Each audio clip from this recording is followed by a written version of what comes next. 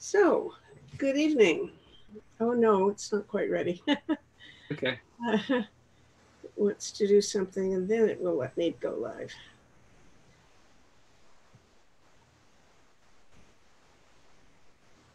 Okay.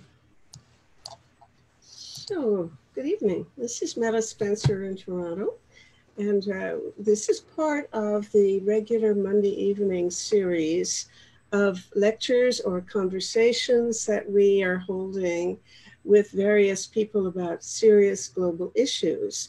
And it's a Peace Magazine project, but the title of our work is called Project Save the World. And it deals with 6 global threats to humankind, each of which could wipe out 1 billion people at a whack. And so tonight we have somebody whose research is very related to what we have already been dealing with, the core of the issues that we have been dealing with, someone I've known several years. It's Dr. Mark Sedra, who is in Waterloo.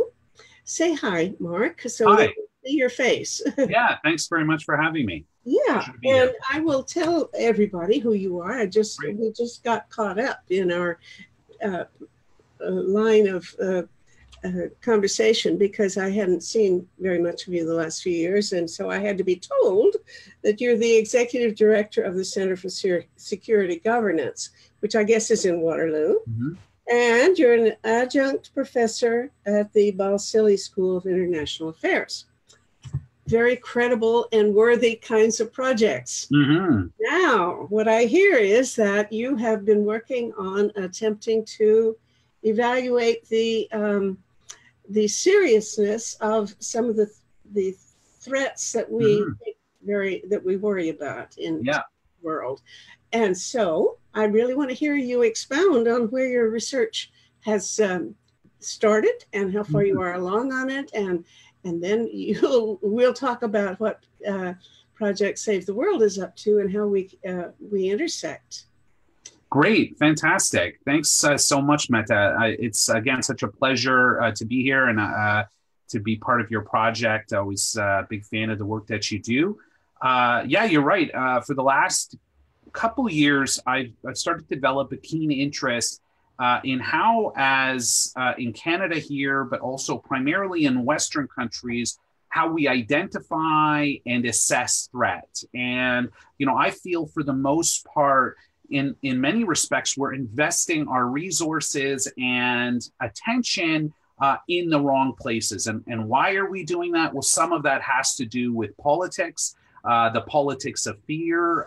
There are many political and economic interests which see it as advantageous to focus on certain threat areas, such as terrorism being a prime one. You could even say global migration, another one, even transnational organized crime. So a lot of these sort of big ticket, immediate security threats, we see a lot of attention on, a lot of resources investing to address them. But when I look at some of the bigger long-term, slow-moving threats, which have, in my view, a bigger capacity to change our world and threaten humanity as a species, but looking very specifically here in Canada, threaten Canadian lives, property, and so on. I look at climate change. I look at particularly global warming. I look at issues of pandemics, global pandemics, and finally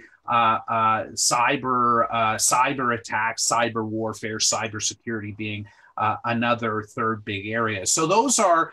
So what I want to do with this research project is try and really investigate how the threat calculus got where it is, to explain why we see threats the way we do, both our political and economic actors in our society and the general population, because it's interesting when you look at polling data, how Canadians and Americans and those internationally also interpret and perceive threats. And sort of let me stop you there. Do you think that in general the polls are accurate, and do you think that it indicates that the public is reasonable, or Yeah. are we kind of, are most people off on some sort of hysterical or denial, false track? Yeah, well, it's a good point. So let me then.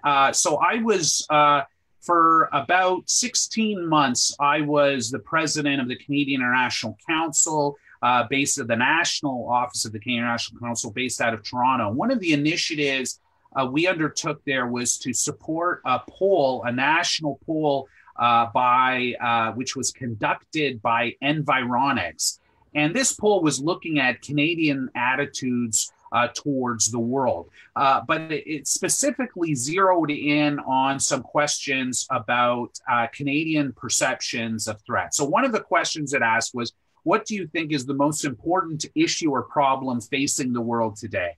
And in 2017, 22% of respondents said environment, pollution, global warming, and climate change. That was the top answer. So I think that is, in many ways, I think reflects what I would see as one of the major threats of our time. What's interesting, however, is that very same question was asked in 2008, so almost 10 years ago. And then the answer was 29% of Canadians saw that as the top threat to the world today. So actually, we've seen a pretty hefty decline of 7%. So in one level, we can say that I think Canadians, have a pretty astute understanding, at least if they look at that top level issue of what is the biggest threat to Canadian society and the world. But on the other hand, it is interesting to note that we've seen that significant decline. Maybe people have become accustomed to that threat and accustomed to that hanging over the world. The second threat, if you go down, I'll just go down the list for a couple more, was war, lack of peace, and territorial disputes. That was 15%, saw that as the biggest threat to the world today, which was a decline significantly from 28%.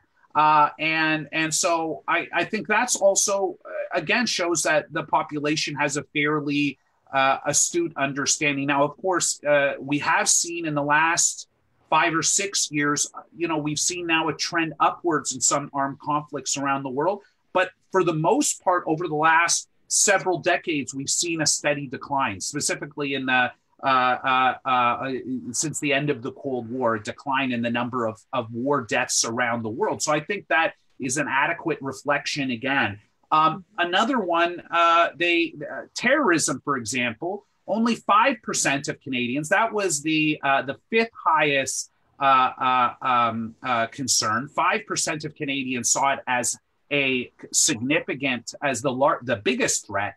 And that's an increase from 3% back in 2008. So it's not the largest threat, but it is slightly increasing.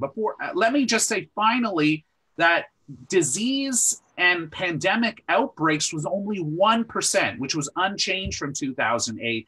And I should say that cybersecurity, cyber threats didn't even make the list. Wow. So yeah, so in terms of the biggest threat. So I think it's mixed in that regard. I think the population in some ways, has a good understanding of threats out there. We should pay attention to these polls. But on the other hand, I think the fact that you see cybersecurity not identified as a major threat with pandemics so low in the list, I think shows you very well how our government, how our media has not done a good enough job in educating the general public about what are the major risks and threats in the international community today. Mm-hmm.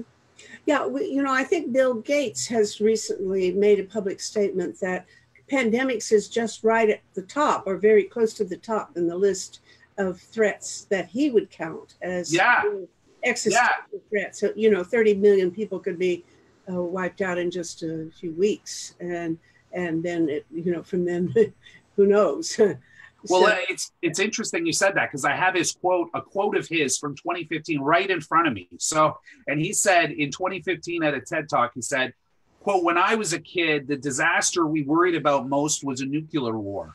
if anything kills over 10 million people in the next few decades, it's most likely to be a highly infectious virus rather than a war, not missiles, but microbes. And I think Bill Gates has it exactly right. If you look at the number of new diseases per decade, this has increased nearly fourfold over the past 60 years. And since 1980 alone, the number of outbreaks per year has more than tripled. So that's something that we have to be seriously concerned about. And I think people like Bill Gates and, has invested a lot of money in this area. What's concerning about the pandemic issue is how our pharmaceutical industry has done, has not done nearly enough to contribute to our preparedness. And the reason is they invest a tiny amount. And this is primarily because it can take years of testing and billions of dollars and over 1 billion to successfully develop a single vaccine against a single pathogens. So drug companies have shied away from this business. It just doesn't make enough money. It's only 3% of the pharmaceutical market is developing these types of vaccines for some of the major diseases out there. So this is something where government is going to have to take a lead, because at least when it comes to the pharmaceutical industry, they're not doing enough. The Gates Foundation has invested heavily on health, on global health, and I have to salute them for that. And it really played a leading role. But we need some more initiative from our government and our global governments and our international health institutions, multilateral bodies. I agree absolutely, and you're taking pages right out of what I've been. We could exchange dialogues, and absolutely, scripts are exactly the same. One exception, and that is that I would say I still am old-fashioned enough to see really serious threats about nuclear weapons. Yeah, and the potential for accidents, and I think the potential. Here's where if terrorism has any danger at all, or any significant threat, I think it is that the building of, dirty bombs or some other kind of radiological threat as a weapon of war by some unauthorized group of people. I wouldn't put that down as trivial. I wouldn't either. No, I think Gates refers to nuclear war there, but I don't think really what he's doing is to try and downplay the threat that nuclear weapons pose. I completely agree with you. And now, of course, with the Trump administration talking about reinvigorating the nuclear stockpile and investing in nuclear weapons again, and we see tensions among our largest powers in the international system rising. This is nothing that we should lose attention to. We can't sleep on that very important issue. But I think you hit on the key one is how do we secure the weapons that exist around the world, prevent them from falling into the hands of terrorists, prevent them from being used in a sort of asymmetric manner in different contexts around the world. So, absolutely, that is, we can't lose sight of that issue. Mm-hmm. Now, you mentioned the decline in concern about some of the things. What issues on the list grew? What has made up the difference in terms of? Yeah, well, that's interesting. So this poll again, which was conducted in 2017. One of the interesting ones is 4% of Canadians saw the U.S. politics and foreign policy, and specifically Donald Trump, as the biggest problem, the most important issue facing the world today. So that was a pretty significant increase. So that was one of the areas which we saw a clear rise. One that you just alluded to, Metta, nuclear arms and the threat of nuclear war, actually in 2008 was essentially zero. Nobody mentioned it in the poll. And this is, again, I think over 1,500 people were polled in this in this sample. And now that increased to 2% who saw nuclear arms, and particularly mentioned North Korea as one of those threats. So those are the two where we saw a very clear gain. economy and recession. So I think the concern about another economic crisis, but generally just sluggish economies and unemployment. And I think the big issue, and I would include this, it's not an area I've done a lot of work on, but looking at global inequality as a security risk as well. Downstream security risk. So I think that's something that 5% of people in the poll identified as the biggest concern. I would agree completely. In fact, that's one of the things that we are going to be addressing in the project to Save the World, not as a threat in itself, but as a condition that makes it impossible for us to mobilize some of the other responses that we would need to do in order to handle these other six, what we call six global threats. Let me just compare notes, because I want to tell you what we've been doing and how you are just playing right into my hands. Great. Because, about a year ago, I began to think about the fact that there are what I would call six, and you can count them differently, but six global threats that could be, that are existential threats in that they could kill 1 billion people at a whack. And that they are, I would put war and weapons at the top, with especially nuclear, then global warming, those two neck and neck as the top ones. Then famine, which used to be, we thought was solved, but it's coming back now as a weapon of war. And there's a good reason to worry that it's going to be a major threat and could be larger. Pandemics, which you've already mentioned, and a major. You haven't mentioned the possibility of a Fukushima or Chernobyl or some other massive radiation exposure that would, irradiate large part of the ocean, and then cyber attacks. And my feeling was that the people working on these are all working in silos, but the threats themselves are actually causally linked. I mean, you already mentioned how some of these things cause and affect each other. In fact, every single one of them, to some extent, affects the risk of the others. I've made a little sport where people define the connections between them. And so it seemed to me, my notion was that if we got the leading thinkers in each of these areas to write down their top priority public policy proposals that would really reduce the risk of their particular threat, and we put, say, 2 or 3 for each threat, and we put them all on one sheet of paper, everybody could endorse the whole page. Because they're all compatible and they're all, for the most part, mutually supportive, with one exception, and that, of course, is nuclear power. We'll get a diversity of opinion, contradictions and fights as to whether nuclear energy is a good thing or a bad thing. And there's good arguments on both sides. So I thought, well, why don't we do that? And so I got people starting, the general public, anybody could send in to me a list or their suggestions for the most useful public policy innovation. It could be pretty far out. I mean, I don't care how idealistic or utopian a proposal is. I'd put it on the list. And we collected about 100. Okay. And then at the end of May at the University of Toronto, we had a conference, a forum, where for 2 days, the first day we invited experts to come and talk about each of these global threats, as well as some of the conditions that need to be met in order to make responses to the threats realistic. For example, where are you going to get money to make your new vaccines?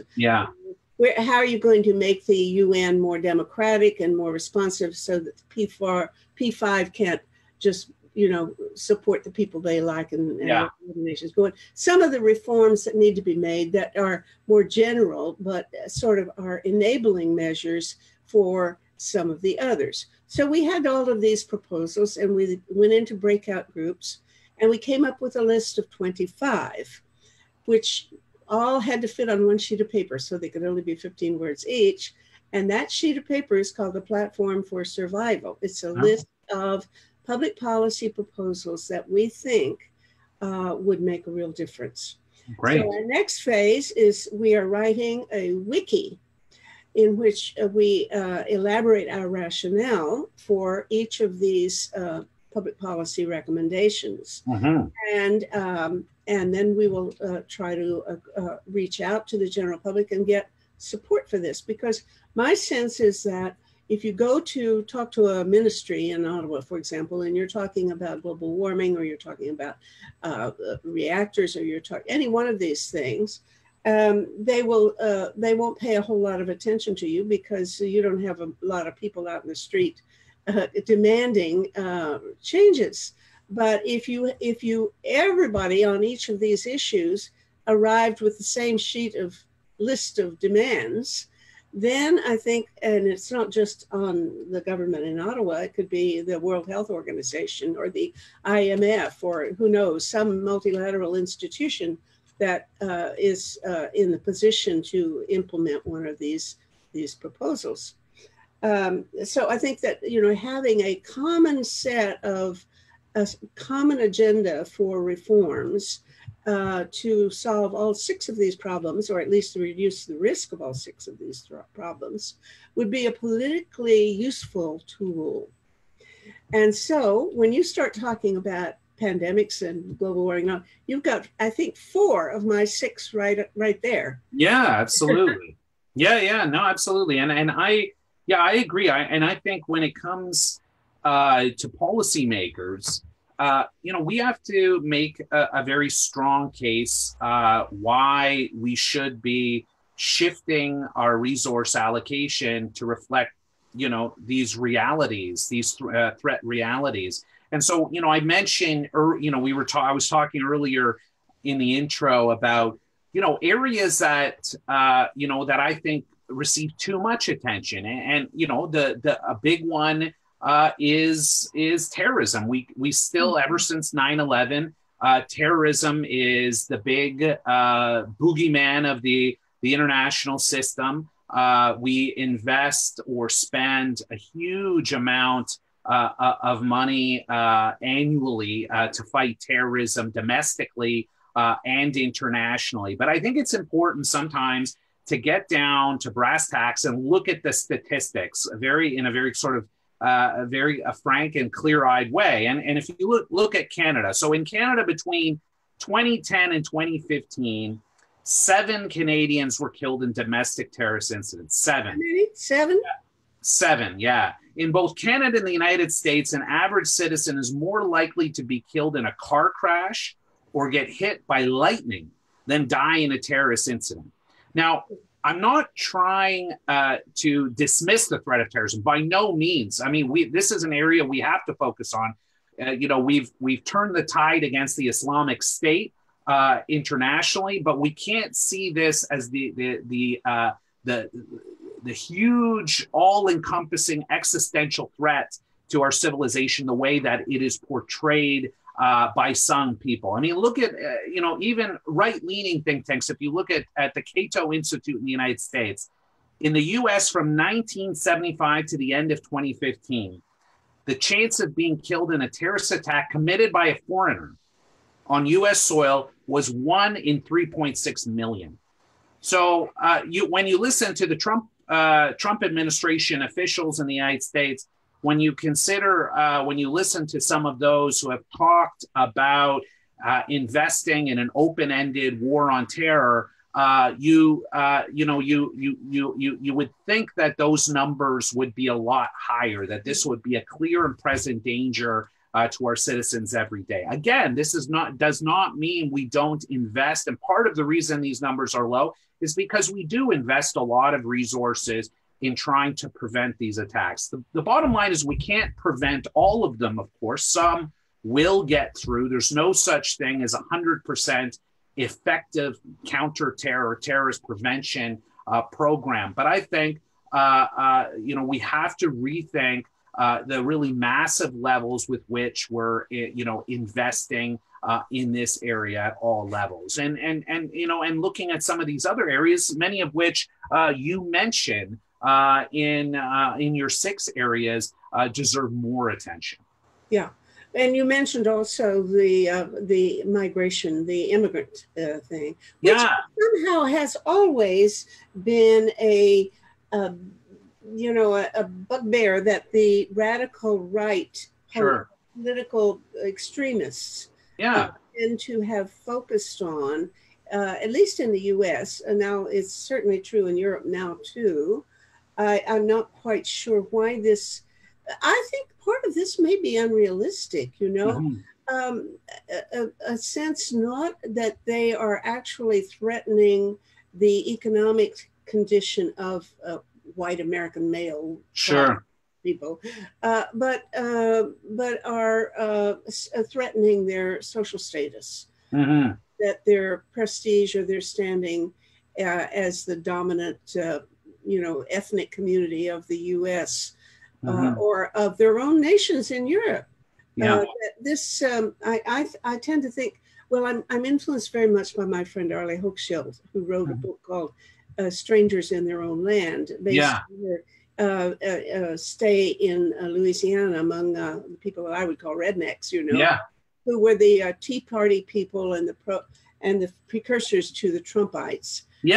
And she didn't put it down as an economic threat so much as a sense of not wanting to lose status in society. How do you think about that? Yeah, well, I mean, the reality is, if you look at the United States, but across the West, we're seeing seismic demographic and cultural change. These societies look very different than they did many years ago. It's challenging existing hierarchies, power hierarchies in these societies, and it's very convenient then to identify and blame the other for this problem, specifically the foreigner. I mean, this is an age-old tactic. We see. I mean, I would link this very much to the issue of wealth inequality. We've seen and I think it's one of those things you can link it to a whole raft of issues, because it's not just one thing. When you look at the increases in automation in the United States, which is led on having the same job their whole life as previous generations in the Rust Belt of the United States could have counted on, working at the same factory their whole life, having a good middle class income. We've seen seismic changes in the economy, growing inequality across the United States, and this has, and this is replicated in many other countries, has created feelings of disenfranchisement and dislocation. And our political class hasn't done, a good job at responding to that, and in many cases has, if you look at the Trump administration today and populist movements across Europe, has actually taken advantage of this upswell of anger and resentment to advance their own political fortune. So absolutely, I think it's not surprising that we're seeing these types of sentiments emerge. But I think we have to, again, if we look at this issue closely, when you look specifically at Canada and the United States, refugees, migrants are not the problem. They are not statistically, they're not driving terrorism. They're not a major drain on the economy in the United States as they're portrayed to be, nor are they a big driver of crime. The statistics just don't bear that out. And I think that's where we get to sort of the disconnect between the reality on the ground and some of the political messaging that we see out there, which creates misconceptions that can be, of course, very dangerous.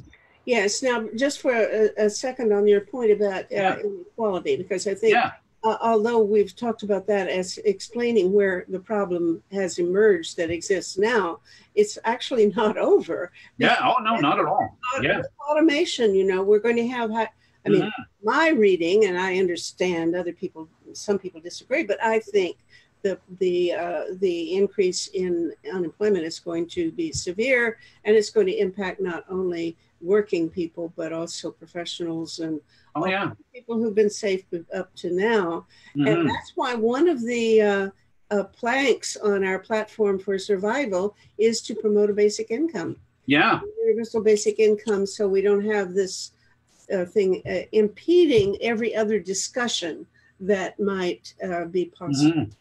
In other words. Yeah, and I think that's a policy option that people should seriously consider, because again, we look at what the evidence would support. Unfortunately, many people have sort of ingrained ideological aversion to considering such ideas.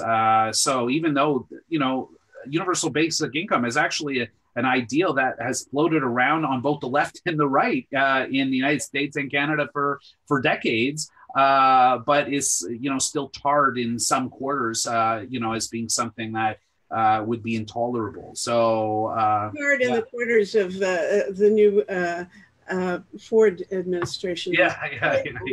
Canceled a wonderful experiment that was on in Ontario to try this basic income thing. Yeah, so absolutely. I think, but that's not the end of the story. That's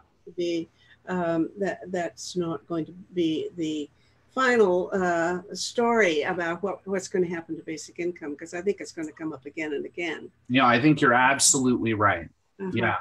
Now, I think that what we need to look at too, Mark, is the way some of these factors impact each other. Yeah. I think, and you've said that very few people think that war and weapons are a serious problem. But I think it's a pretty key. Militarism, I see as a very key threat, because it does exacerbate every one of the others. Militarism, for example, exacerbates global warming. Just plain constructing and building and running your tanks and your planes around, that emits a huge amount of CO2, which, and of course, if you knock down buildings and bomb them, you have to rebuild them, and all of this is a terrible source of global warming, but it's excluded it was excluded completely from the calculations that countries had to make under the Kyoto Accord. Sure. It isn't really included properly in the Paris Agreement, as I know. Yeah. So that has an impact. And then, of course, militarism causing famine, because now famine is never anymore an act of nature, an act of God, but it occurs because people are deliberately starving each other into submission or trying to. And then you get the connection of war with pandemics. Historically, it's always been wartime when you have the worst pandemics, and now you have the interaction of global warming creating, as you mentioned in our preliminary conversation before we started taping this, the connection between global warming and the rise of new viruses that live in habitats that could be war, and the connection between the potential for radiation exposure because of creating plutonium and whatnot in these reactors that are all part of the military system. And then, of course, cyber attacks. Yeah. Our concern is with, and I hope you'll elaborate now on this, the importance of cyber attacks that we are simply not aware of. But those, it seems to me they have two prongs. One is that you can presumably launch, or there's a good chance now that you could launch an ICBM with a nuclear weapon on it, with by just hacking it. It's not to be excluded. And then, of course, knocking out in cities electric grids, a weapon, whatnot. And then, of course, the other dimension is just the ability to destroy the democracy of another state, by interfere with their elections. So all of these things have a connection to each other. And to my mind, I put a whole lot of priority on reducing military. I think if we reduce military expenditures and preparedness for war, and diverted that money to solving these other problems, we'd be way ahead.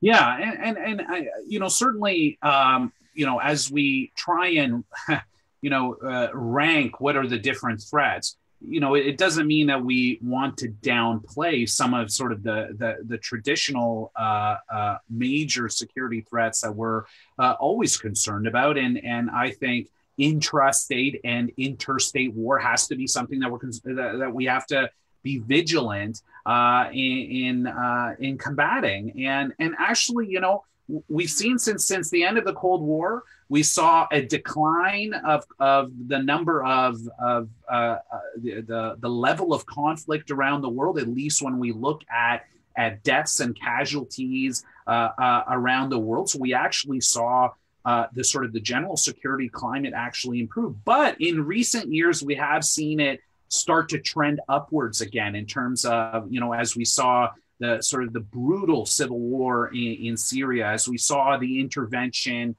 in Yemen, the wars in Libya and Afghanistan. We've seen very simmering civil conflicts in different parts of Africa, so sub-Saharan Africa. So, we have seen an upsurge recently. And you mentioned starvation, and this is a famine. Look at of course, we're seeing a man-made famine, you could say, in Yemen today. So really catastrophic proportion potentially.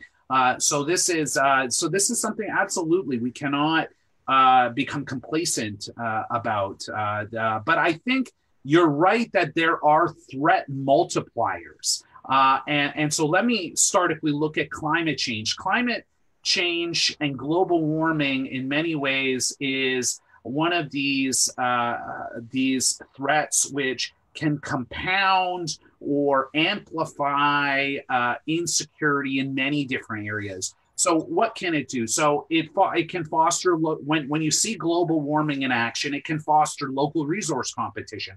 So we've seen shortages of food and water lead to conflict in different areas. You can see climate-induced migration. So the war in Syria, many experts have now concluded, was partially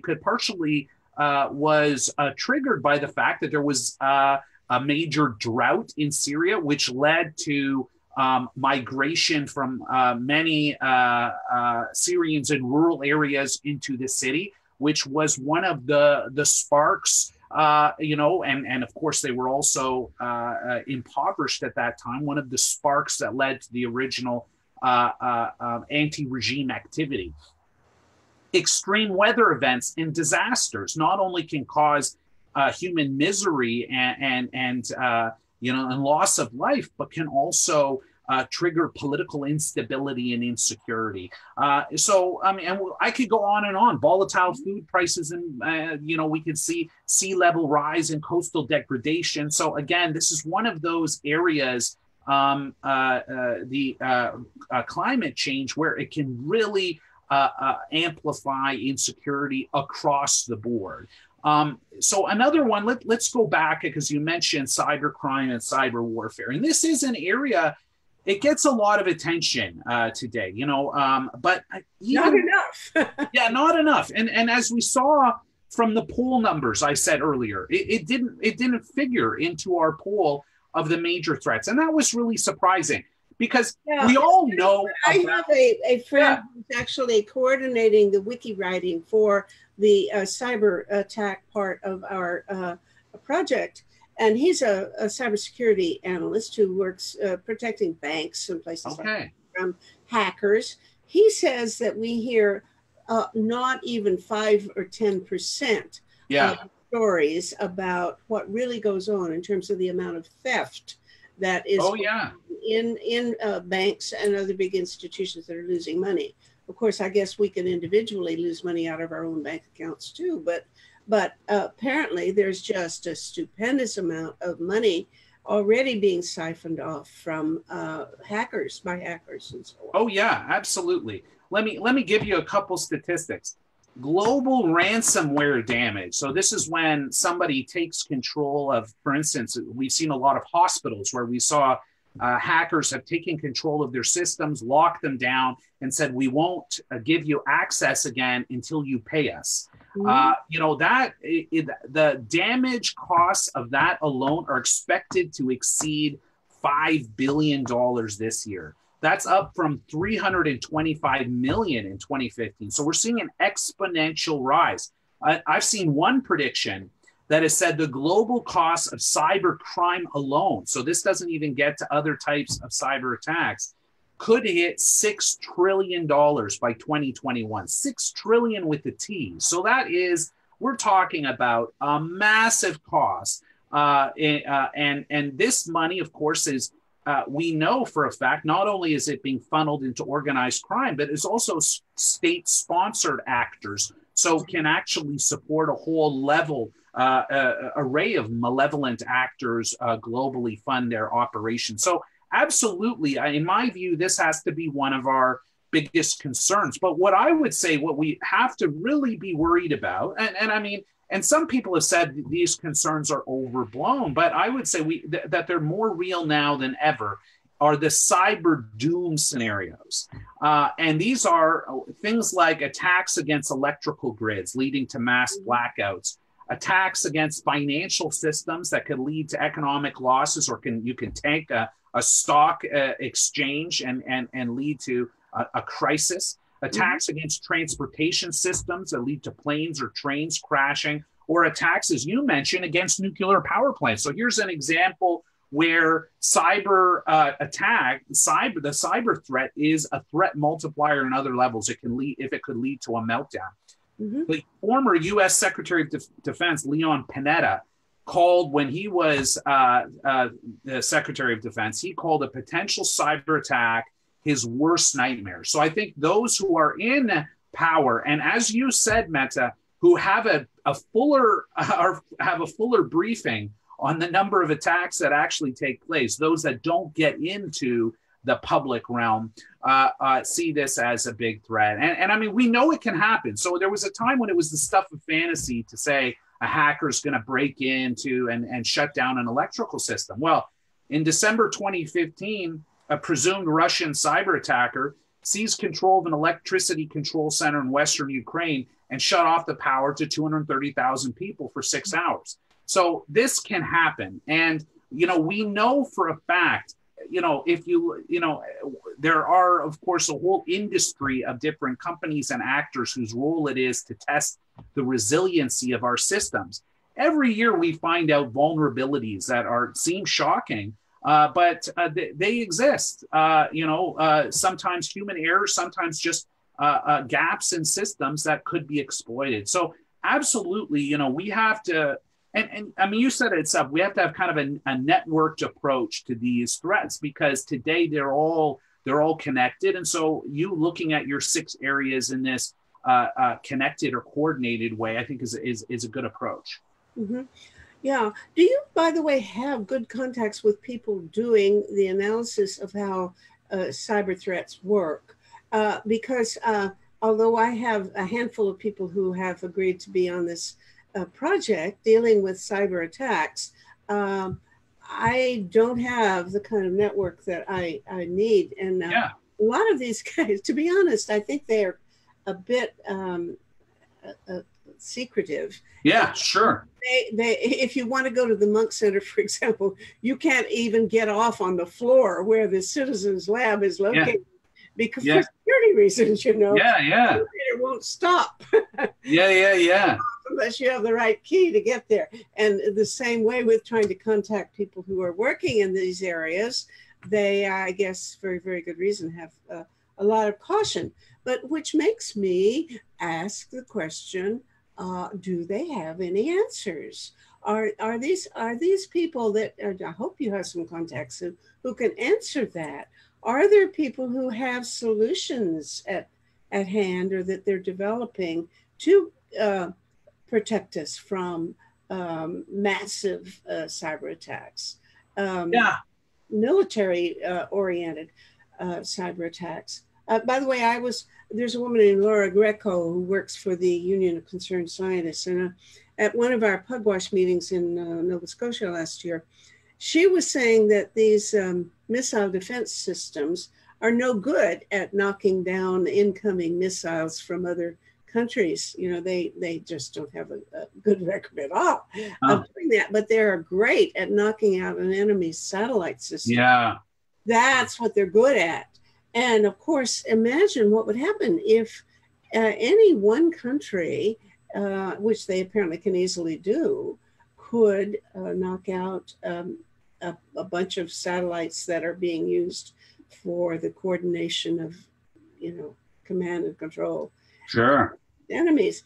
Tell me what your sense is about where the people are going who are taking that as their main responsibility to solve the problem. Yeah, well, I think, I think first and foremost, I mean, at some level, there's a need, I think, for a greater level of understanding. I mean, even myself, I'm a layman when it comes to some of the sort of technical dimensions of this and the scale of this, and I'm only coming to grips with it as I sort of look more and more into it. But I think we have to educate, our citizens, but also our policymakers, because I mean, look at some of how, for instance, look at the election manipulation in the United States. In many ways, it was sort of lax security, even at the highest levels within the Democratic Party, for instance, that led to the penetration of their systems, which altered you could argue altered the result of the Democratic election and the future of the United States. So I think there's a need, first and foremost, for education and vigilance is one key thing. That's a big part of it.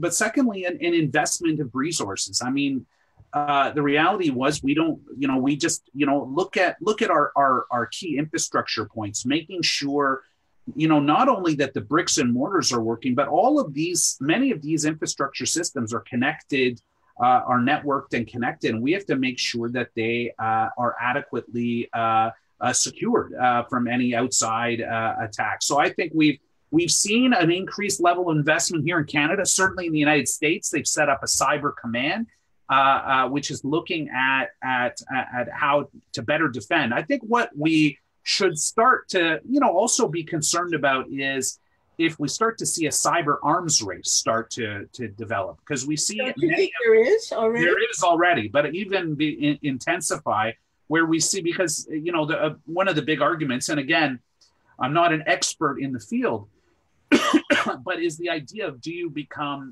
take an offensive posture to combat some of these threats? And certainly there are some well-documented cases. The Stuxnet virus in Iran, which was meant to cripple their weapons development processes and so on, which I believe was developed in Israel, I think was the idea.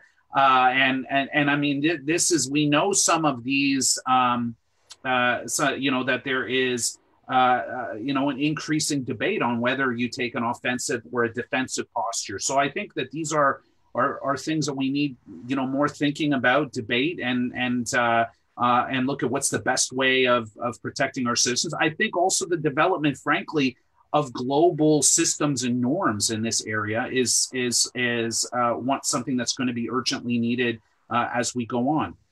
Okay, I agree. But in fact, that's where I was going next. Yeah, okay. Because you mentioned this debate, and I have, even though I don't have a lot of network in the cyber area, cybersecurity at all, one of the first things that I have heard pop up is some of my friends or associates are of the view that you have to have a very robust, aggressive system. The whole notion of deterrence. You deter your enemy from doing bad things to your system by being able to do worse things to his. But then I've certainly some other people, and I know that Paul Meyer, who was our disarmament ambassador, gave a talk during the Eric Fawcett Day lectures a couple of years ago, in which he was proposing the development of, well, he didn't call it a treaty, but a regulatory understandings among countries that would rule out certain kinds of attacks of certain areas of cyber attack. And there had been apparently a process at the UN where some GGEs, where the governmental, what do they call them? Governmental experts, you know, that's an acronym for something. That a panel had been empowered to come up with recommendations to regulate and to come up with something equivalent, I guess, to a treaty. Yeah. But it was dropped, and I presume it's because the U.S. is already so far ahead in their own work on these areas that they think they'd like to keep the advantage and not rule out the kinds of activities those regulations would prohibit. Yeah. Are there people up in Waterloo that you know of who are working on developing regulatory mechanisms to prohibit certain types of cyber activity?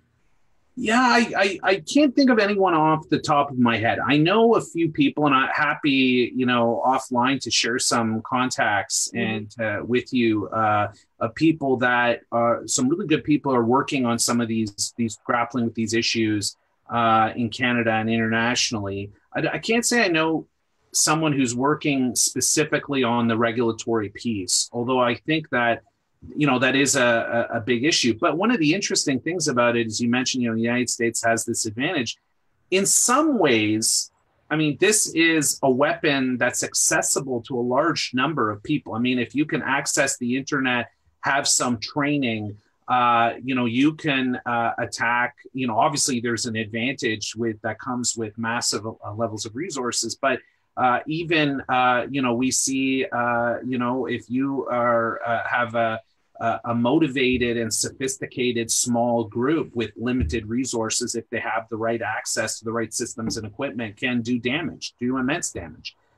So it is in many ways also an asymmetric tool, a weapon that can be wielded by weaker parties in the international system. So, you know, I think it would benefit even the larger powers to see this, to you know, take the, you know, the idea of regulating this field seriously. However, this is still in many ways early days and very tough to do. And we saw, look at how difficult a time the big social media and tech giants in the United States are having, whether it's Google or Twitter, and just determining how to police their own platforms, let alone talk about policing all of cyberspace. It's you know, a huge undertaking that's very difficult to do. So I think, you know, this is early days, but something that we, you know, obviously have to keep thinking about. Yeah, of course. I was just at a conference this weekend where we had a breakout group talking about things like how you can try to reduce fake news in the social media. Sure. And, you know, I, for one, simply wouldn't want to go have any government intervene and tell us what is true and what is not true. Yeah. I don't want a government agency giving me recommendations about what I should read or what to believe. But I kind of think it would be neat to have some of these unemployed people who are going to lose their jobs because of automation form sort of hobby groups and their favorite indoor sport to catch fake news and to spread the word, or have a system for alerting people when a message is suspect as you know, that kind of. Well, actually, Google and I know for a fact, I was, you know, they employ thousands of people who do that very work, who go through, and Facebook, I should say as well, who go through, Facebook is the one I meant to refer to, go through posts every day, determine not only what the areas, you know, posts that might be obscene or feature graphic violence or terrorist propaganda, but also looking for items that are blatantly false, or so that it is already a small industry within the the tech community. Well, there are some negative effects of that too. I know some people who were saying that if you post anything that has certain words in it, it's going to not be, you know, they're going to filter it out. Yeah, so that's a true. Facebook thing that includes the word Trump. Well, this is not all that different from what goes into China, where if you mention Tiananmen Square, your email is going to be deleted. I don't particularly appreciate that. But already we're having to find words, ways to, this guy was saying he's trying to find ways to refer to Trump without actually mentioning the word Trump, because it makes a difference in whether his message gets through. I think that's a serious problem. That is a real threat to freedom of speech. And on the other hand, if we don't do something, there's an awful lot of, you know, nonsense that gets believed and accepted.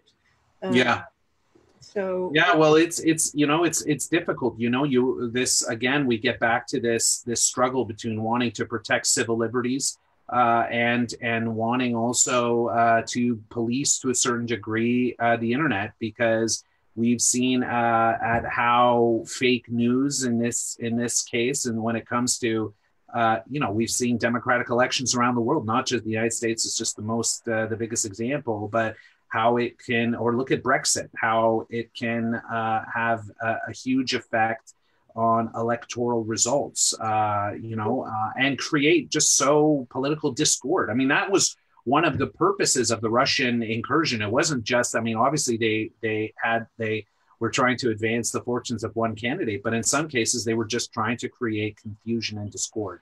So I have, you know, that's an interesting point, because I know a lot of very pro-democracy people in Russia. I wrote a book about Russia, so I have a lot of or at least I used to. I've been going and keeping up my friendship so much as I used to. But at any rate, when I speak to my friends in Russia, they don't believe that that Russia had any influence on the U.S. elections. Or that they simply do not.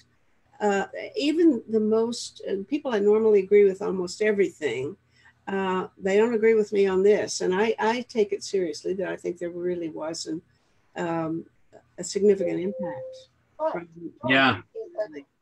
No, I think, I mean, obviously we haven't seen all of the evidence, but from the evidence that has leaked, it seemed like a pretty incontrovertible conclusion. However, you know, I've heard that too. I mean, it's something you hear a lot where, you know, Russians, as you said, specifically those who have been critical of the regime, have said, listen, you overstate our capabilities here. But I think what they miss is you don't have to have, you know, that sophisticated capabilities to do what they were doing, which is planting stories. They had this whole this internet agency, I think it was based in St. Petersburg, who hired trolls, who their whole purpose was to sort of create fake news, to create fake stories.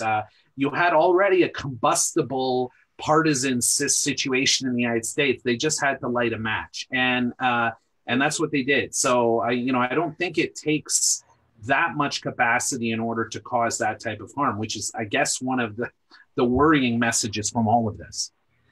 Well, we have certainly covered the terrain. This is a very comprehensive view about global threats. And I'm so pleased that you're actually looking at it as a big picture, because I think these things really form a system, and that I think we have to develop maybe a project that will offer solutions that would not be acceptable now, because they would be such bold measures, such strong measures that nobody is in Ottawa or Washington or Brussels is going to go for it yet. But I think that we have to be working toward a plan that is comprehensive enough so that when we see we have to do something very radical, very draconian to solve some crisis that's emerged, that we'll have something ready. So I'm so pleased that you're working. Yeah, no, yeah, it's great. And I like the fact that we didn't even get to talk about the fact that you are going to be doing more to quantify Yeah, the degree of risk that each of these. absolutely. That's the hope, is to develop, Mhm. yeah, a system of indicators to look at and assess threats, assess risk, and to, that can inform policy making about threats to invest in over the short, medium, and long term. And I think we also it would benefit a lot by being able to appraise the relative advantage of various possible interventions. If Yeah, we, of course, it's hard to do that. In fact, we can't do it for most of these things now.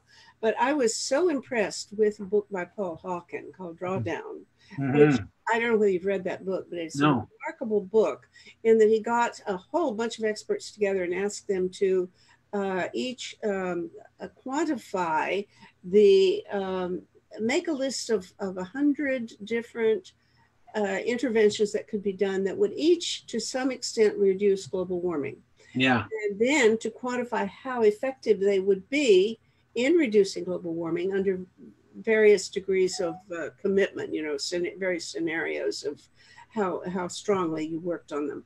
So they quantified these things, and then they were able to rank order them.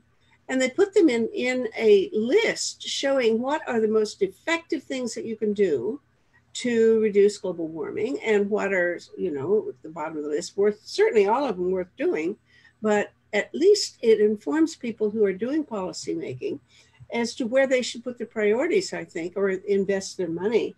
Although yeah, in most cases, these interventions would save money, and rather than in the long term cost money. So that was actually the kind of model that gave me the idea of trying to do the same thing for all 6 of these global threats. yeah. But of course, we can't really do it because we don't have the numbers. Yeah, Some of the people working on global warming do have numbers sure. and quantify it. So if you can start quantifying not only how these risks are should be appraised and how serious they are, but eventually let's get around to quantifying the potential solutions to. Yeah, I'll let you know. Yeah, yeah. Let's stay in touch, Mark. Yeah, absolutely. Really thrilling to hear what you're doing. Okay. Okay, folks, next week, I don't know who's going to be speaking, but I want you to check in again. If somehow we have a system for doing people sending questions to me, but I never seem to get questions from the viewers in this live streamed event. And so I do all the questioning myself, which is all right. I kind of don't mind. I don't think you minded tonight, did you, Mark? No, not at all. Okay, thank you so much. And we'll see some of you next week, Monday, from 8 to 9 Eastern Time. And in the meantime, go check our website for Project Save the World. And the website is called tosavetheworld.ca. And you can look at the platform for survival there as it stands now. We're going to be working on a wiki for it, but that's not ready yet. I'll tell you later. All right, folks. Thank you, Mark. I appreciate it. Thank you. I've enjoyed every minute of it. Bye-bye. All right. Thank you. Bye. Bye.